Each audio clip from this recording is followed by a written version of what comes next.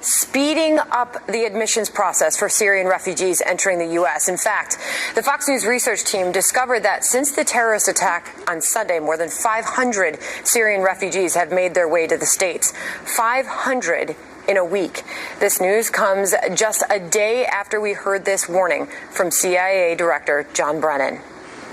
We judge that ISIL is training and attempting to deploy operatives for further attacks.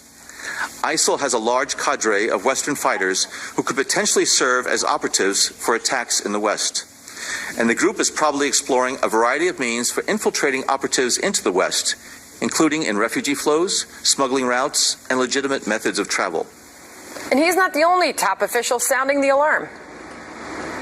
We're not going to know a whole lot about the individual refugees that come forward from the UN High Commission on Refugees for resettlement and vetting. My concern there is that there are certain gaps that I don't want to talk about publicly in the data available to us. I don't obviously put it past the likes of ISIL to infiltrate operatives among these refugees. Joining me now, retired Lieutenant Colonel Tony Shaffer is a CIA-trained intelligence operative, now with the London Center for Policy Research, and Michael Balboni, former New York State Homeland Security Director and Senior Fellow at Homeland Security Policy Institute. Colonel, I'll start with you first. Sure.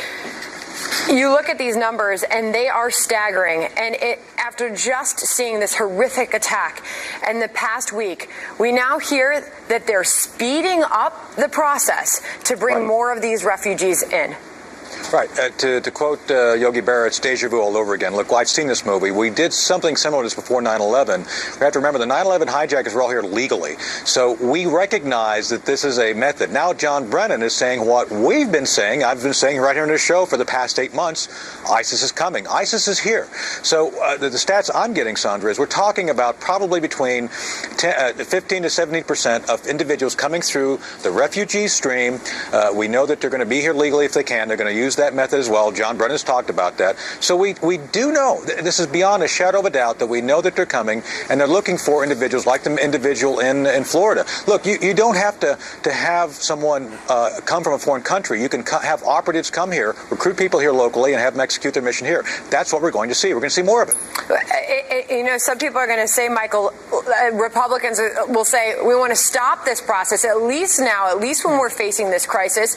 But some are more moderate and saying, hey, let's at least just slow the process or stop it just for a little while. When you talk to folks who do security, who are on the front lines from the police forces, they're shaking their head saying, why would we be bringing folks from a part of the world where they're going to have the opportunity, exposure to potentially become radicalized or at least learn how to use munitions, use weapons, and bring them here now when you can't vet them? They say that it's hard enough when you bring in different classes of immigrants to kind of know who's on the streets and what you're dealing with when you have an incident. But to have this at this time when you can't vet them, it's really everyone's saying that this is just a wrong way to do it. Not right now. I mean, Colonel, we already know that they're overwhelmed by the vetting process, that it takes a long time to properly vet somebody. So my question is, if we're going to continue to see this play out, despite anything that happens here on American soil, what kind of risk are we at here? High risk. I mean, Doug said in his report opening up on this, look, all the places these people are coming from, they're radicalized. And oh, by the way, one of the issues we've talked about here and other places, when they come here, they set up enclaves which are not essentially open. They do not become a part of American society. They become separate from American society, and they practice Sharia law. Let me be clear on this. Sharia law is inimical to our Constitution. You cannot have a set of laws for some, like women and gays, and say you cannot be the way you are, and some all believe you can live in the United States and actually follow the Constitution. So we recognize that this is a threat by not only to our principal way of life, the openness of our society, you're actually having individuals coming in who are going to be willing to pick up arms and do something to kill people. So, Colonel, you bring up the problem with lack of assimilation, which is different from what we have seen in the past. The Migration Policy Institute, which is a nonpartisan think tank in Washington, looked back at all the Syrians that have been admitted to the U.S. since 2011, and none have been arrested on terror-related charges. It's fair to at least point that out. Okay, it's fair enough, but how these things become the camouflage for others radicals to hide within? They don't get turned in. This guy didn't get turned in. The people in San Bernardino didn't get turned in. That's our point. If you don't have essentially a standard for everyone, you set up these enclaves where things can happen. And that's what I'm saying. We saw it in Europe. Europe became essentially radicalized by the fact you have these enclaves. That's why you had the attacks in France and in Belgium.